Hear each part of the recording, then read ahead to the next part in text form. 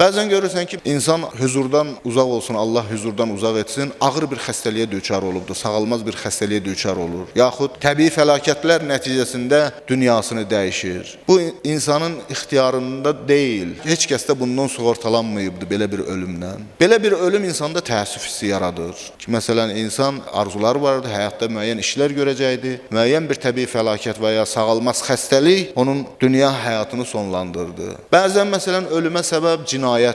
Qatil haqsız yerə günahsız bir insanı qətlə yetirir. Bu da təəssüf hissi yaradır. Məzlum olaraq bu insan dünyadan gedir. Bəzən insan intihar eləyir ki, bu da dinimizdə bilirsiniz haramdır. Bu günah ölümüdür və ən sonunda şəhadət. Baxmayaraq ki, burada da ölüm var, ölümə görə müqəddəs deyil şəhidlik. Şəhidlik ona görə müqəddəsdir ki, bu müqəddəs hədəf uğrundadır. Quran-ı Kərimin ifadəsi ilə desək, fi səbilillah, Allah yolundadır. Və la təhsəbənnəl-ləzīnə qutilu fi səbilillah. Allah yolunda qətlə yetirilənləri ölü hesab etməklə.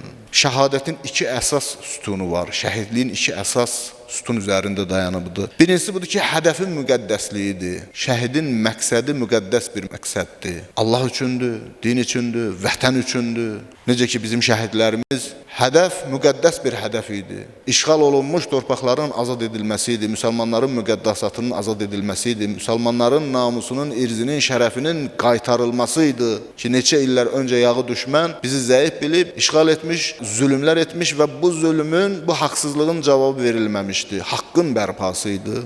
Şəhid məqsəd, hədəf ali olmalıdır, müqəddəs olmalıdır və bu müqəddəs hədəf uğrunda ölüm. İkinci sütun budur ki, şəhadət idrakla olmalıdır. Şəhadət körtəbii şəkildə deyil. Şəhid nəyin üzərinə getdiyini çox yaxşı bilir. Azərbaycanın milli qəhrəmanı, bizim şəhidimiz Mübariz İbrahimov. Görürsünüz, şəhid olmadan öncə bir məktub yazır və nəyə görə getdiyini də orada qeyd eləyir ki, mən şəhid olacağım.